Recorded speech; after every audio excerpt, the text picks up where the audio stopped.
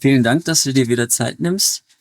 Mir hatte jemand ein paar Fragen geschickt zu Arat Atasata, dem Buch.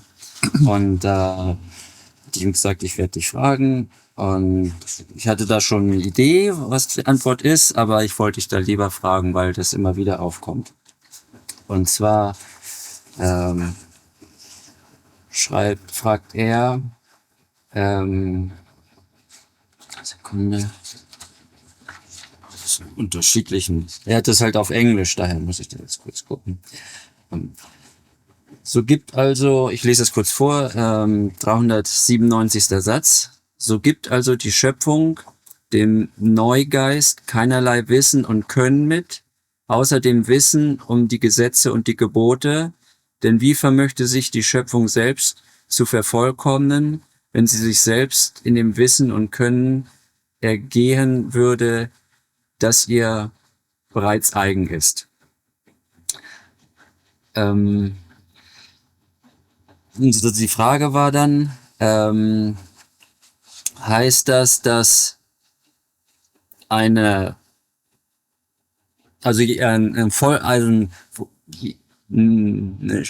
Schöpfungslebensenergieform, die das erste Mal geboren wird, ist klar, dass da weiß gar nichts. Nein, das ist genau gleich wie beim Mensch, wenn er muss lernen, er weiß gar nichts. Er muss vorne anfangen. Ja, und da war dann die Frage, wenn jetzt diese Schöpfungslebensenergieform ein zweites, ein drittes, viertes und so weiter Leben lebt. Ja, dann nimmt sie alles mit, was im vorigen Leben gelernt worden ist.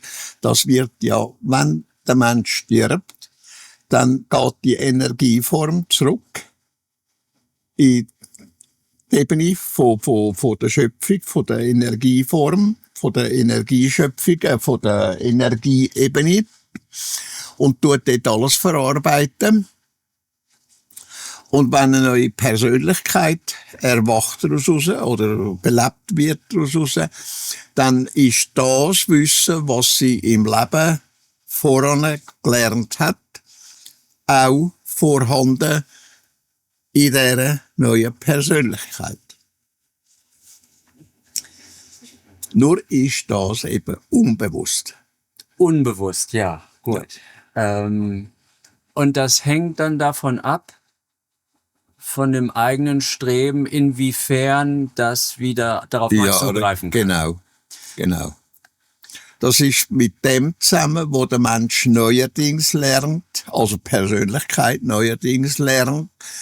Und das, was unbewusst zusammen harmonieren tut mit dem Neuen, das kommt unbewusst frei und hilft, das wieder weiter zu schaffen, weiter zu aufbauen, was gelernt wird.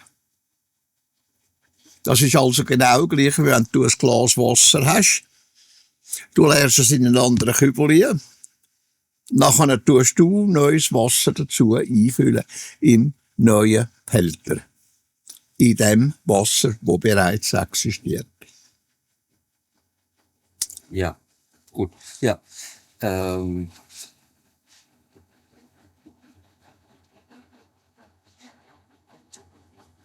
Und es variiert, also manche waren vielleicht, zum Beispiel Mozart war ein großer Komponist. Mhm. Und dann ist Felix Mendelssohn noch erschienen. Mhm. Ja, das heisst nicht, dass die andere Persönlichkeit, die existieren tut, wieder das Gleiche gemacht tut. Dann, es ist ja wieder eine neue Persönlichkeit und die hat wieder in einer anderen Umgebung zu leben und lernt wieder anders. Eventuell auch Musik dazu oder das und dieses und jenes, was es dann eben gibt. Ja, das ist dann eben auch eben von dem eigenen Streben abhängig. Ja. Und Interessen etc. Und ja, dann auch wo von die der Persönlichkeit entwickelt im Leben. Ja, und Umgebung natürlich. Ja. Ist es so, dass man sich unbewusst auch gewisse Ziele setzt für sein Leben? Oder? Das tut der Mensch. Das tut der Mensch. Das tut der Mensch. dass man sich Ziele Das setzt. macht jede Persönlichkeit. Unbewusste Ziele setzen. Und die kommen eines Tages führen, wenn es lang genug geht. Und er die Persönlichkeit darauf hingewiesen wird, durch irgendwelche Umstände.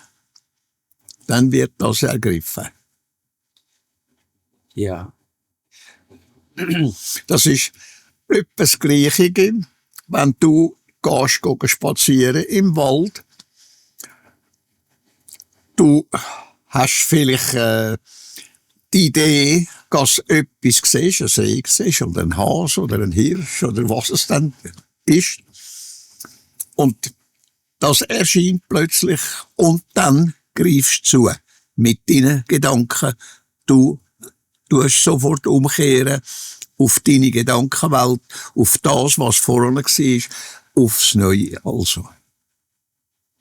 Zum Beispiel, dass man sich sagt, ich sollte mehr darüber lernen, über Tiere, Ja, zum und Beispiel, Pflanzen. ja, oder einfach Beobachtung, dass das Tier oder was es dann ist, genauer beobachten und lernst daraus raus. Mhm. Ja, du sagtest mir mal, dass man alles durch Beobachtung im Grunde selbst herausfinden könnte. Richtig. Du tust deine eigenen Impulse, wo vorhanden sind, wo du eigentlich gar nicht so merkst oder überhaupt nicht merkst, plötzlich aufgreifen. Durch irgendetwas greifst du zu und dann hat's es und dann denkst du dem nach und lernst. Ja. Aber das eben, was eben zum Beispiel die Schöpfungsenergielehre angeht, dass unser Leben zu kurz, also ohne die sind unsere Leben zu kurz, als dass man da Du kannst nur immer ein Stück, genau wie wenn du in die Schule gehst, kannst nur irgendetwas lernen und nachher ist es wieder zu Ende. Dann musst du dich wieder etwas Neuem zuwenden. ja. Wenn du dort gelernt hast, wird ein Punkt gemacht dort, oder? Und dann hast du wieder Interesse für irgendetwas anderes, wo du wieder lernst. Und das geht wieder zu einem gewissen Punkt. Und dann hört es wieder auf und dann fängst du wieder etwas Neues an. Es ist möglich, dass es genau das Gleiche ist, oder? Aber du machst das stufenweise. Ja. Nicht im Riemen nacheinander. Ja, wie wir da schon drüber sprachen, dass es wie eine Treppe ist, die Richtig. spirituelle Entwicklung. Genau. Man erreicht ein Plateau, auf dem man eine Zeit lang Genau. bleibt einfach. Man kann nicht eine Stufe nach der nächsten nehmen. Ja. Genau wie in der Schule passiert genau das Gleiche, wenn du eine Schule machen tust. Es geht bis zu einem gewissen Punkt, dann fängt wieder etwas Neues an, dann machst du das wieder und dann hört das wieder auf, fängst wieder etwas Neues an. Ja. Zum Beispiel das Rechnen geht bis daher. Die nächste Stufe ist schon wieder ein bisschen höher, die nächste Stufe schon wieder ein bisschen höher und so weiter und so fort. Ja. Du kannst also nicht ununterbrochen am gleichen lernen. Dann wirst du verblöden. Ja, es ist effektiv so. Der Mensch wird verblöden, wenn er das macht, immer am gleichen rumnochsen. Dann fängt er an, sich hinter Sinnen. Oder? Sich hinter Sinne, das verstehen, glaube ich, viele nicht. Ja, hinter Sinnen ist das, wenn der Mensch an etwas umachern tut, in Gedanken etwas umachern tut, dann tut er sich hinter Sinnen. Er sucht immer die Lösung und findet sie nie. Ja. Und das nennt man hinter Sinnen. Weil einem Das ist also der Sinn. Ich muss das anders erklären, als du das vielleicht verstehst.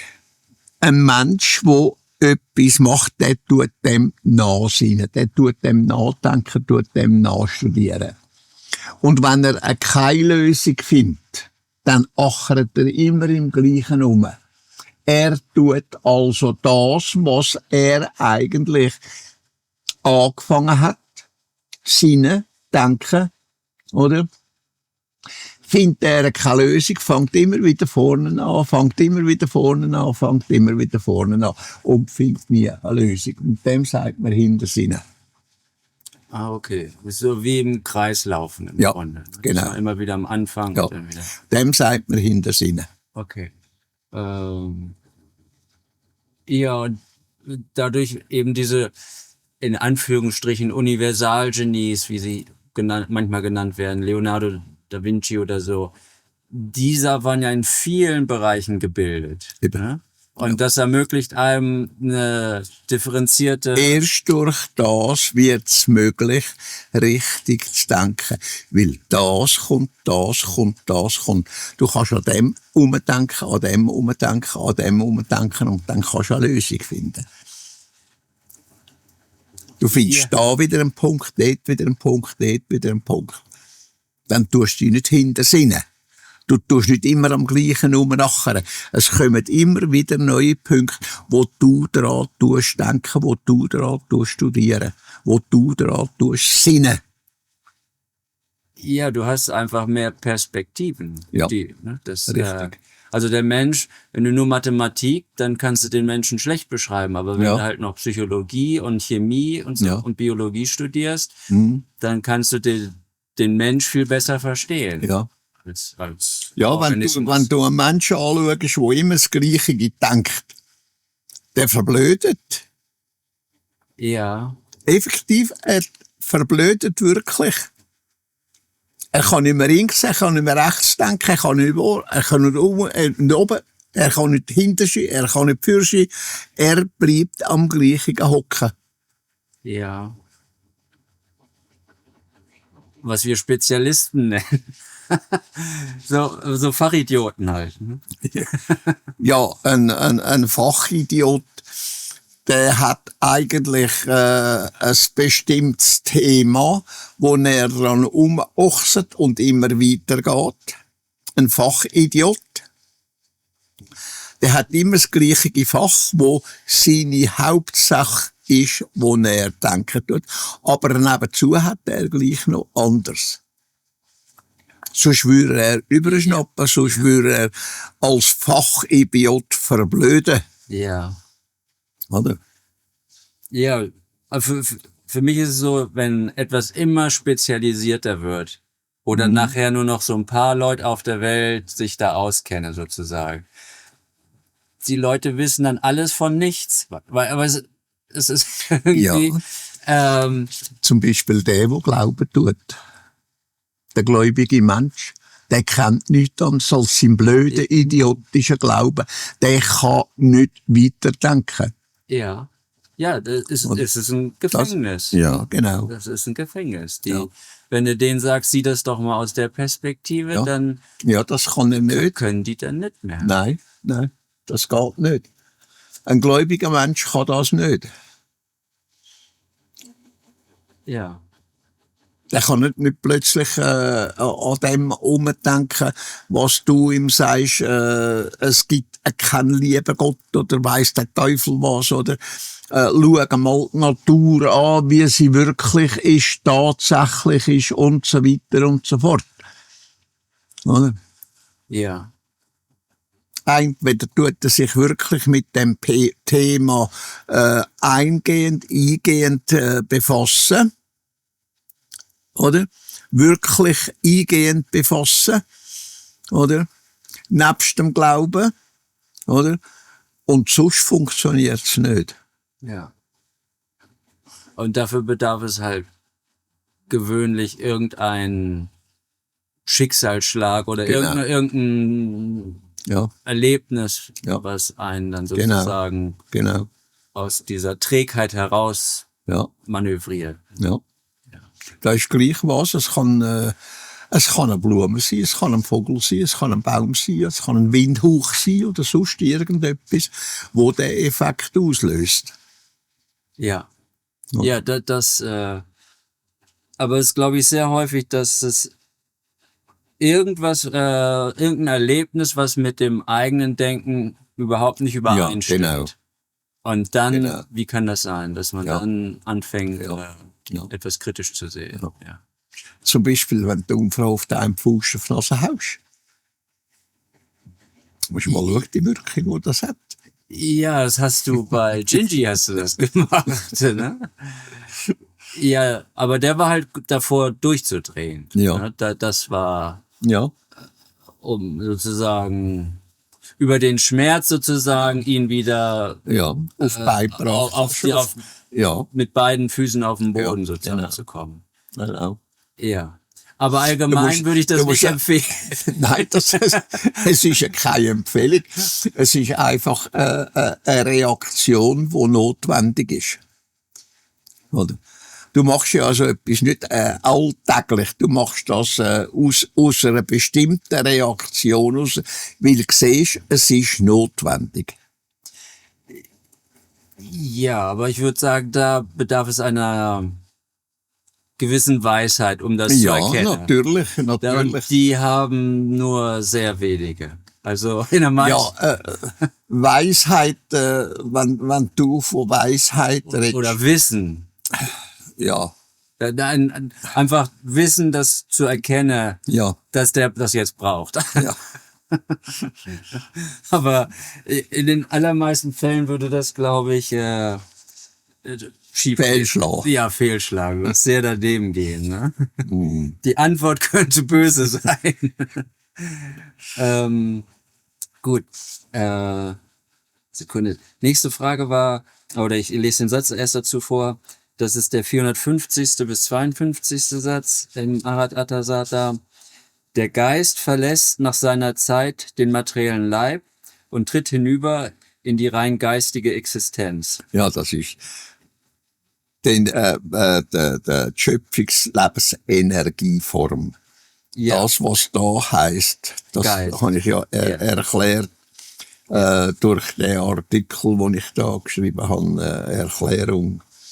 Warum dass man langsam das muss ändern. Ja, das in deinem letzten Der richtige Begriff. Ja.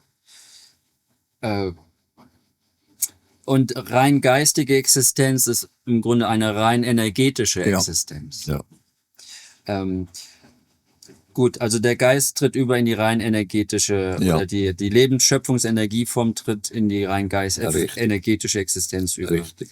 Der Erdenmensch sagt dazu, dass der Leib stirbt und dem Tode verfällt, während der Geist oder die Schöpfungslebensenergieform in seine jenseitige Ebene eintritt. Als reine Geistform führt der Geist seine Existenz im jenseitigen Bereiche alles Materiellen weiter. Und dann war die Frage dazu, ob es eine andere Ebene der Existenz für den Geist gibt, wo er unabhängig von der individuellen Entität existiert. Nein. Es gibt nur die Energieform, wo der Mensch beleben tut. Und nachher ist die Energieform in der Ebene, wo die Energie existiert, wo alles aufgearbeitet wird. Und außerdem gibt es keine andere Energieebene, wo die Energie irgendwo anders könnte wirken oder existieren, oder mit dem wollte ich sagen. Ja, es ist einfach, sie ist entweder in einem Körper oder sie ist nicht in einem Richtig. Körper. Das ist eigentlich Richtig. alles. Oder sie ist eben in der Schöpfungsenergieebene. Und die ist ja auch vielfach ist die teilt, je nachdem, was für eine Schöpfungslebensenergie es da ist. Es ist nicht die gleiche, die bei den Tieren ist. Es ist nicht das Gleiche, was bei dem ist, beim Mensch ist oder bei irgendetwas anderem oder bei einer Pflanze oder bei einem Baum oder was es ist. Es ist alles schön separiert. Es kann kein wie soll ich sagen, Durcheinander geben. Das ist unmöglich. Ja, und das ist geordnet nach Evolutionsstand. Genau. Also wenn eine Katze stirbt oder ein Hund, Ja. dann Dann hat da eine spezielle Ebene für Katzen, eine spezielle Ebene für der Hund, speziell für Elefant oder was es eben sein ist. Ja. Es ist genau so geordnet, wie der Mensch das ordnen tut. Wenn du irgendwelche Sachen ordnen tust, dann weißt du genau, das tue ich daher, das tue ich daher, das gehört daher und so weiter und so fort. Dann dort kannst du es wieder holen. Und von dort kommt es auch wieder. Außer bei dir hier manchmal. Ja, Aber das ist einfach, dass Dinge verschwinden. Das ist einfach, kann man nicht erklären. ja, das kannst du. Das Aber das ist kannst du eine nicht Geschichte. kannst du erklären, dass es verschwinden tut. Ja. Aber wieso, dass es verschwinden tut, woher dass es verschwinden tut, Ja. das ist halt das Rätsel. Ja. Das ist wirklich ein Rätsel. Ja. Das ist so verrückt, aber Weißt du, alles selber kannst du gleich nicht wissen. Nein. Auch wenn du viel weisst, ja. weisst du nichts. Ja. Ja. Also das wird einem, je mehr man weiß, desto bewusster wird einem Ja. das, finde ich. Das, Ja. Je Je man mehr lernt, dass du weisst, weisst du, dass du überhaupt das- nicht weisst. Ja, genau. Gut.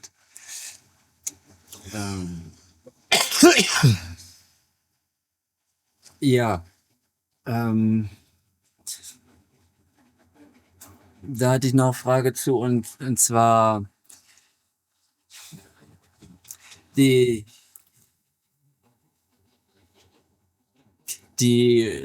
Schöpfungslebensenergieform. Das, was wir Individualität nennen, ist ja immer an die Persönlichkeit. Das und den ist Körper. eine Sache von der Persönlichkeit. Das ist nicht von der Energieform. Die Energieform ist absolut neutral. Ja. Oder? Wie jede Energie, sie hat einfach eine Kraft, genau wie elektrischer Strom. Oder? Das ist, du kannst den brauchen für das, für dieses und für jenes. Oder? Aber mehr kannst du eigentlich nicht haben von der Energie als das, was sie freigibt, und das ist Kraft. Und die Energieform, wo Leben entwickeln, wo der Mensch kann leben davon, dass er überhaupt lebt, das ist nichts anderes als energetische Kraft. Ja. Die, Und die kannst du nicht differenzieren von irgendetwas anderem. ja, so wie Strom Strom ist und Strom ist Strom. das ist nicht weiter und- Energie ist Energie. Ja. Ja. Oder? Und es gibt einfach verschiedene Arten von Energie. Eine hohe Energie, eine niedrige Energie, eine mittlere Energie und so weiter und so fort. Oder? Du fängst vielleicht von 1 Ampere an bis auf 100 Ampere oder weiss ich was, oder? Ja. Ja. Und die Lebensenergie, wo der Mensch hat, der ist einfach auf den Mensch abgestimmt, oder? Er hat jeder genau gleich Stärke von Energie. Genau wie jedes Tier, ob es eine Katze ist oder ein Hund oder ein Vogel oder was es immer ist. Oder? Das ist auf dasjenige abgestimmt, wo das dann hat, wo die Energie dann hat. Ja.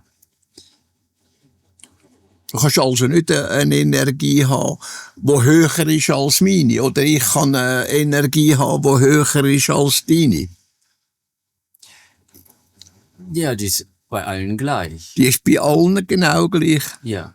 Es Ja. ist, Das Einzige da macht der Unterschied, das Bewusstsein, was du in dein Bewusstsein hineinbiegst oder nicht hineinbiegst.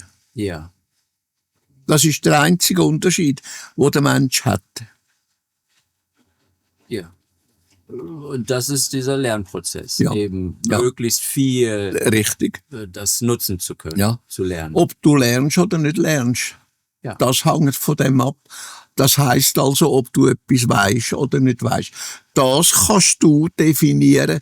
du weisst mehr als ich oder ich weiss mehr als du und so weiter und so fort. Das hat aber nichts mit der Schöpfungslebensenergie zu tun. Die ist genau gleich stark in dir, wie sie in mir, genau wie sie im anderen Menschen ist. Ja. Ja. Und wie vital das der Mensch dann ist, das ist wieder seine Sache. Das hat nichts mit der Lebensenergie zu tun. Das hat mit dem zu tun, wie er sich benäht tut, wie er sich fühlt, wie er sich vorwärts bringt und so weiter und so fort, wie er lebt. Oder? Ja. Jetzt hat es in einem Kontaktbericht war das, oder in einem Buch, ja, Kontaktbericht, wo, ich weiß nicht, wer es war, von den Plejaren, glaube ich, sagte, dass das war das Beispiel von Netanyahu, oder du sagtest es sogar, wenn der sein Leben so weiterführt wie bisher, dann wird er im nächsten Leben kein gutes Leben haben und schon mit 54 Jahren sterben. Das ist aber... Das kommt aber auf sein Leben drauf an, Genau. wie er das Leben führt. Ja, das hängt davon ab, wie er jetzt sein Leben weiterführt Richtig. und wie er sein nächstes Richtig. Leben führt. Richtig. Aber wenn er es so wie Das jetzt... hat nichts mit der Lebensenergie zu tun. Ja, Das hat mit seiner Energie zu tun, wo er schaffen tut als Mensch, sein Verhalten, sein Benehmen und so weiter und so fort. Ja. Und ja, man kann das nur anhand dessen, was war, beurteilen. Das kann sich jederzeit ändern und dann Richtig. wird es sich komplett ändern. Ja. Alles. Ja.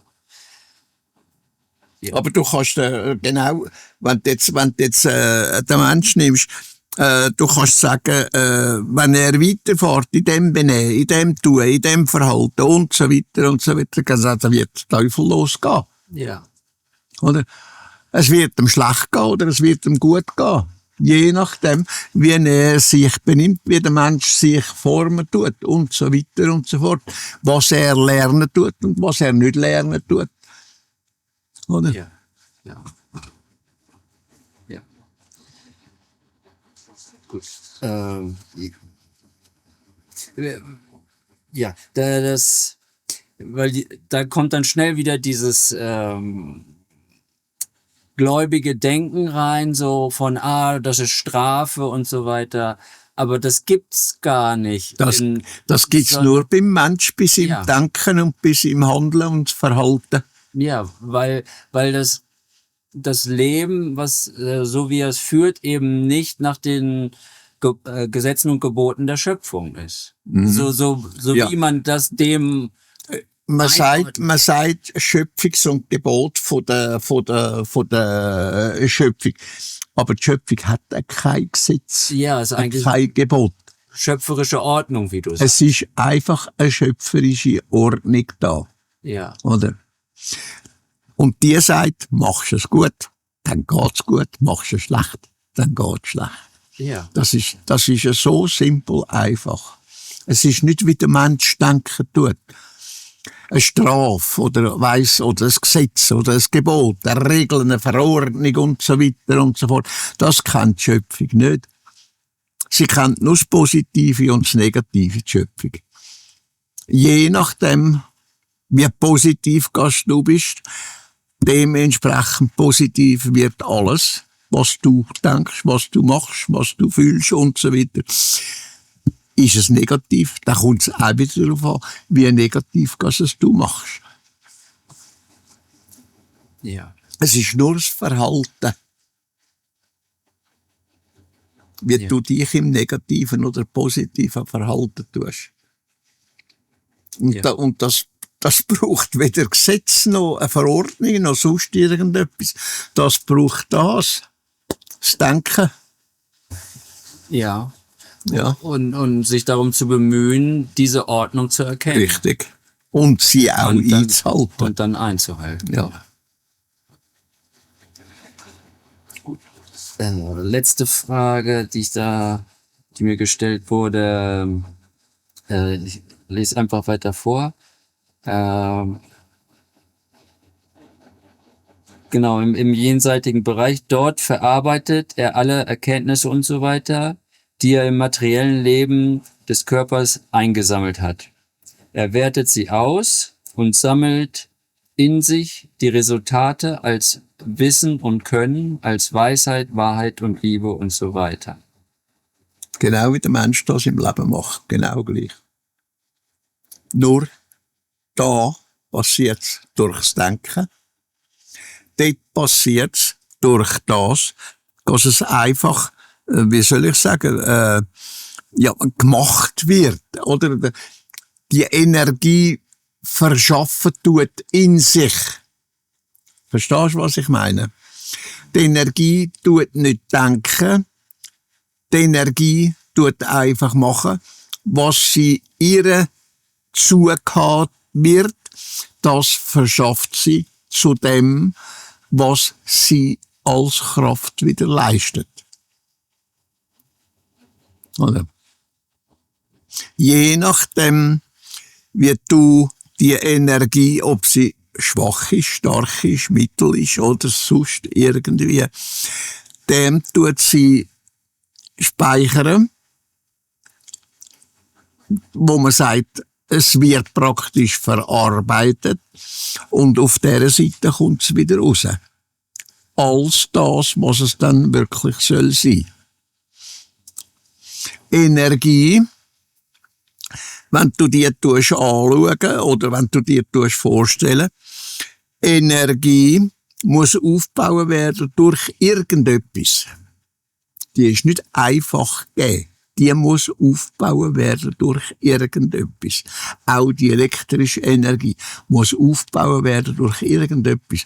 Ob du ein Rädchen drehst und Energie erzeugen tust, oder durch Wasser, durch ein Wasserrad oder Wind, durch einen Propeller, irgendetwas, muss Energie zuerst geschaffen werden, oder? Muss gleichgerichtet werden. Und das macht ja die Energie von mir selber. Sie tut sich verschaffen.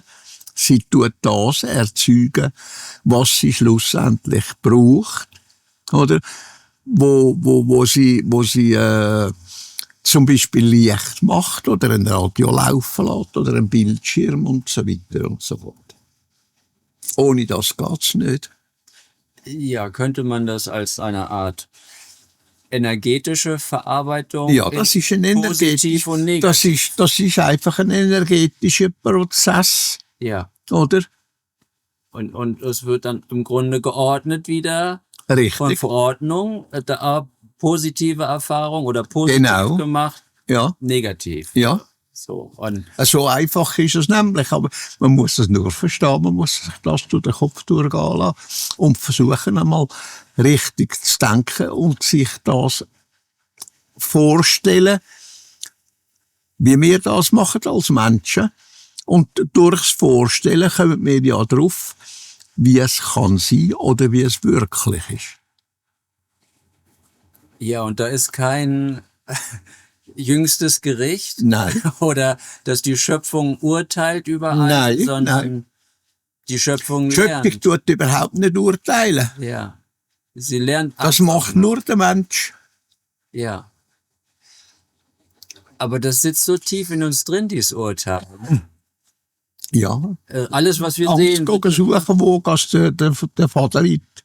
Bei den Religionen. Ja. Die redet davon von Gut und Böse. Das gibt es nicht. Das ist eine reine Sache vom Mensch, Gut und Böse. Das ist die Schöpfung nicht. Die Schöpfung kennt das nicht. Ja. So verrückt das klingt, aber für der religiöse Mensch, der glaubt das. Der macht sich ja keine Gedanken um das, was wirklich ist, was die Wahrheit ist. Ja, auch. Das zieht sich auch so durch die Medien, so die Neutralität geht komplett verloren. Ja, Also genau. nicht nur von der Schweiz, weltweit. Ja, das ist Dass weltweit. Leute noch neutral denken können. Das ist Das geht. weltweit. Ja. Geht immer mehr Das ist verloren. genau wie wenn du, der Mensch geht zum Nächsten her Und ja, das ist ein schlechter Sieg. Oder ja, der ist gut. Oder schaut aber nicht, was der Mensch wirklich ist. Er tut einfach ein Urteil fällen. Das macht die Schöpfung nicht, dass sie ein Urteil fällt. Sie gibt zum Beispiel einen Samen und lässt den einfach wachsen. Und dann sieht man, was daraus kommt. Vielleicht wird es eine Blume, vielleicht wird es ein Kraut oder ein Busch oder ein Baum. Ja. Das kann man ja nicht zum Voraus beurteilen, ausser man kennt den Samen, der tut das und das tut der zum Wachsen bringen, oder? Ja. Und sonst bleibt man einfach neutral. Gegenüber jedem Mensch bleibt man neutral. Man tut ihn nicht beurteilen oder verurteilen. Ja. Man kann sagen, er ist ein blöder Siecher. Er benimmt sich tatsächlich blöd, oder? Dann kann man sagen, er ist ein blöder Siecher, oder? Ja. Oder? Weil man sieht, dass er sich wirklich blöd benimmt. Oder? Aber wie willst du von einem Menschen sagen, wie der in Wirklichkeit ist, ohne dass du siehst, was er macht, ohne dass du hörst, was er sagen tut, wie er reden tut und so weiter und so fort. Dann musst du dich doch neutral verhalten, dass du den anderen Menschen kennenlernst. Oder? Und wenn du das nicht machst, dann kannst du den anderen Menschen nie kennenlernen. Wenn du nicht neutral dahinter gehst und neutral hörst, neutral beobachtest und so weiter und so fort, dann kannst du nie den anderen beurteilen. Und da geht es auch wieder darum, ein Positiv oder ein Negativ. Ist jetzt der Mensch negativ eingestellt oder positiv? Das erfährst du erst durch das, dass du ihn kennenlernst. Wer er wirklich ist, was er ist, wie er denkt, wie er sich verhält und so weiter und so fort. Und erst dann kannst du sagen, nach dem, was du siehst, was du feststellst, der Mensch ist so und so. Oder? Aber auch das ist begrenzt, weil Das ist begrenzt. jeder Das Mensch ist, kann sich von einer Sekunde Ja. zur anderen vollkommen anders auf einmal ja, das entscheiden. natürlich. Und dann fragen sich immer, ist das gewollt oder nicht gewollt? Ist das notwendig oder ist das nicht notwendig? Je nachdem. Ja. Weil du mir mal sagtest, Wenn es notwendig ist, musst du können umeinander brüllen, wo gar nicht eigentlich dem entspricht, was du bist, sondern weil es muss sein, brüllst du zum Beispiel umeinander. Weil es notwendig ist, ja, aus irgendeinem Grund.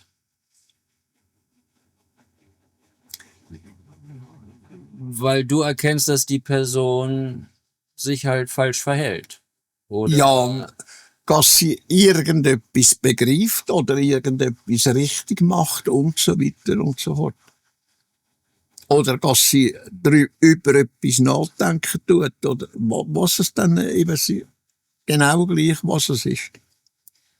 Es gibt tausenderlei Sachen, wo es notwendig sein kann, dass du umeinander brüllst. Obwohl eigentlich das gar nicht dein Metier ist, wo du dich aufregen tust oder sonst irgendetwas. Sondern einfach brüllst, weil es muss brüllt sein. Oder? Weil es notwendig ist. Ja, notwendig, wenn die Person Ja. sich falsch verhält. Ja, Oder oder zum Beispiel, du brüllst einen an, dass er verschreckt und stillsteht, statt dass er sich umbringt. Ja, ja. Oder? Dass er vor lauter Schreck aufhört, sich will eine Kugel in den Kopf jagen oder sonst irgendetwas oder ins Wasser gumpen und sich ersäufen oder sonst irgendetwas. Ja. Weil es einfach notwendig ist, dass du brüllst. Ja. Und der Mensch ist auf das ausgelegt, dass wenn irgendetwas ist, dass eben ein Gebrüll ist, oder? Ja, da steckt ja auch dann mehr Energie drin. Ja, natürlich. Also. Natürlich, das ist dann nicht so, wie wenn ein Mensch wütig ist und aus Wut brüllt. Das ist etwas ganz anderes, oder? Ja.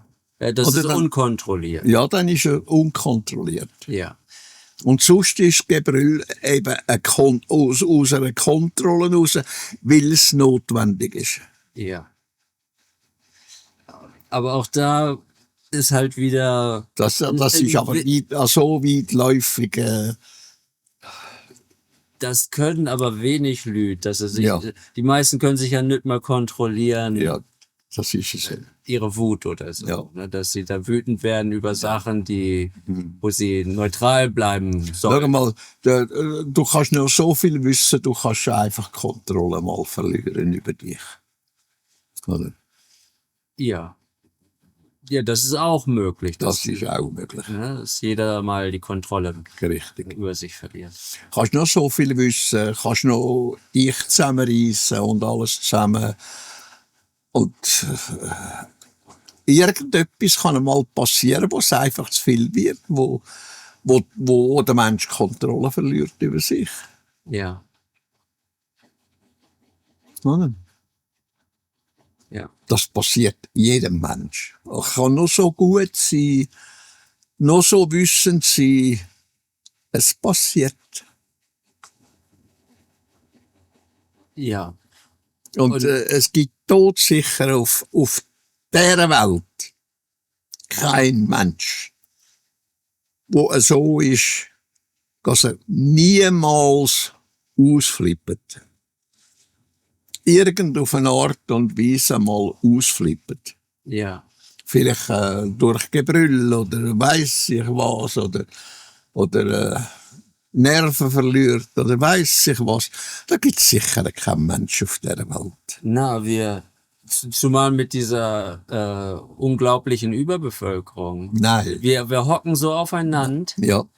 Auch wir hier im Haus ist schon Überbevölkerung im Grunde. Ja. Ne? Ja, logisch. Ne?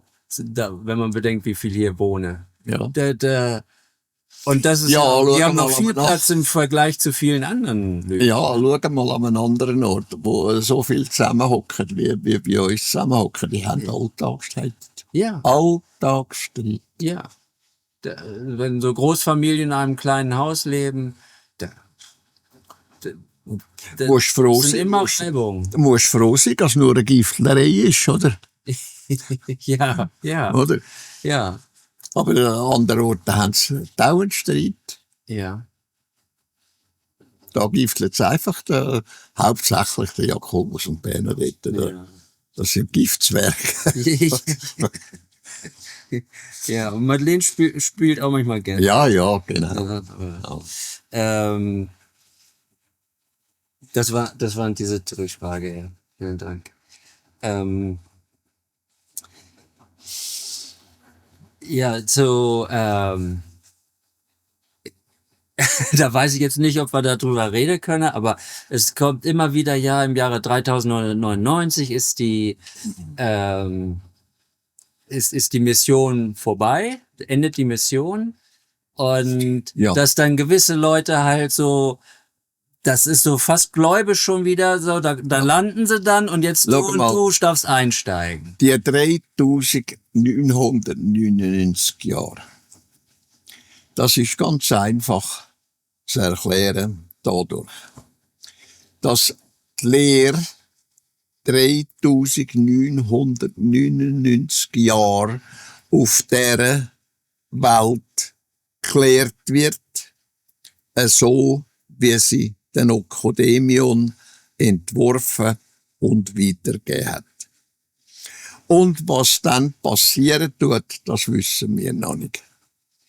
Es heisst, es geht ein Teil geht dann retour. Und man hat das einfach so gesagt, man geht dann zu den Plejaren oder weiss ich was. Aber retour gehen heisst einfach, man ist so weit entwickelt, dass man von der Bildfläche verschwindet. Dass man nicht mehr als Persönlichkeit auf die Welt kommt. Auf der Erde. Ja. Ja. Aber eben irgendwo anders. Irgendwo anders, aber nicht mehr da. Ja. Nicht mehr auf der Erde. Ja. Und das ist nicht, dass da sozusagen eine große Abholaktion Nein. per UFO oder Strahlschiff, Nein. sondern das läuft. Nein. Aber irgendwie hast du das den Menschen müssen einfach sagen, irgendwie etwas plausibel machen. Aber das kannst du nicht. Das kannst du nicht. Weißt du, da wird so viel zwischendrin gemogelt in diesem und jenem, was du sagen tust. Oder das wird verdreht und ja, es ist unglaublich. Ja. So wie die physische Komponente nicht mehr da ist, fällt es den Leuten schwer, Genau. das zu verstehen. Dass Genau. das eben. Und das kannst du denen nicht erklären. Die schnappen das, die begreifen das nicht. Ja. Die denken einfach nicht so weit. Du musst denken, wir leben in einer Welt, wo Religionen sind. Wir sind nicht auf den Plejaren oben, wo es keine Religionen mehr gibt. Wir haben da unzählige Religionen. Und Menschen, auch wenn sie jetzt nicht an Religionen denken, da innen ist die genau gleich vorhanden. Tief innen ist sie immer noch vorhanden. Ja, wir sprachen ja darüber, dass ja unbewusst das Wissen, Ja, eben aber auch dieses Unwissen ja, von Leben Das- zu Leben mitgetragen wird. ja, Diese Dogmas im Grunde. Ja. ja. Das hockt halt tief innen. Das ist in der Schöpfungslebensenergie ist das Wissen oder Unwissen oder mit dem, was ich sagen, ist halt enthalten, oder? Bis einmal der Punkt kommt, wo es dann endgültig daraus geschaffen wird. Ja. Das ist genau gleich, wie wenn du ein Glas Wasser hast. Oder? Du lernst so viel, wo ein bisschen Farbe in dem Wasser drin ist, oder? Du musst so viel Wasser drin leeren, bis der letzte winzige Tropfen von dieser Farbe weg draussen ist. Da überläuft dir das Gefäß noch und nöcher mit neuem Wasser, musst du reinleeren, bis der letzte Rest von dieser Farbe draussen ist. Ja. Und dann ist das Wasser sauber. Ja. Ja, und das bedarf einer riesen Menge Wasser. Ja. Und eben unglaublich viel Zeit. Das braucht eine riesige Menge von Wissen. Ja. Bevor das sozusagen dann nicht mehr greifen könnte. Genau. sozusagen. Dieses Unwissen. Ja. Weil das ist immer wieder auch Leute in der FIGO oder die das dann, müssen jetzt gar nicht unbedingt FIGO-Mitglied sein oder so, aber die eigentlich das erkennen, das, was du schreibst, ist richtig. Mhm. Trotzdem, Trotzdem ist es noch Kippen in sie den dann. Menschen rein. ja, Und das muss rausgeschaffen werden. Mühsam, mühselig rausgeschaffen werden. Und das wird nicht in einem Leben geschaffen. ja, denn ich merke auch Da hat an mir jeder- selbst, dass eben, ich war halt im tibetischen Buddhismus und wenn man zusammen praktiziert, Ja. mit Vajra und Glocke und so weiter. Ja, genau. Dieses Rituelle, Das hockt den Menschen rein. das verbindet sehr stark. Ja. Ja. Das verbindet Und sehr bis stark. das einmal rausgeschaffen wird, das langt nicht in einem Leben. Ja, Auch wenn der Mensch nicht mehr daran glauben tut. ja, Es hockt in ihm rein. ja, genau, das, was ich immer wieder auch merke. So, Ja. dass das, Und das stichelt immer wieder. ja, ja. Ja. Und es ist halt auch eben, wir sind eben Sozialwesen, Herdentiere sozusagen, Ja. dass man da ja eine Aktivität zusammen Ja. ausgeführt hat. Ja. Und das wirkt Das- stärker als Ja, allein. das siehst du am besten bei den Tieren oder sonstigen Lebensformen. Hauptsächlich bei den Vögeln. Wo Millionen Vögel da Figuren drehen am Himmel und da die unmöglichsten Figuren entstehen und so weiter und so fort. Da siehst du, was in diesen Vögeln alles zusammen wirken tut, wo die Einheit gibt, wo alle zusammen das Gleiche machen. Ja, Und das machen auch die Menschen, wo irgendeinen Glauben haben oder einmal einen Glauben gehabt haben und davon weggekommen sind. Obwohl sie davon weggekommen sind, es bohrt und bohrt und bohrt weiter. Und es bohrt in jeder Persönlichkeit, die neu auf die Welt kommt, so lang, bis es wirklich weggeschaffen ist. ja, gerade bei Vögeln, Und wenn so ein das- großer Schwarm Ja. die Richtung ändert, Ja. da wissen sie oft immer noch nicht, wie das so Genau. schlagartig funktioniert. Dass das im Ja. Bruchteil einer Sekunde ändern sie alle die Richtung. Und das ist das, es ist wie soll ich sagen, es ist in der Schöpfungsenergie ist das enthalten und bis das einmal rausgeschaffen ist, das braucht manche Persönlichkeit. Ja, Das ist nicht Ja, mit einer, ja, ja. einer alleine da, Ja. dass die wegkommt von der Religion. Die nächste kann wieder bereicht werden, kann wieder etwas kommen, wo sie wieder zugreift und wieder religiös wird und so weiter und so. ja, Und bis das einmal geschaffen ist, das geht Zeiten. Lange Zeit. ja. Ja, gut. Ich glaube, das soll es Ja. gewesen sein. Vielen Dank.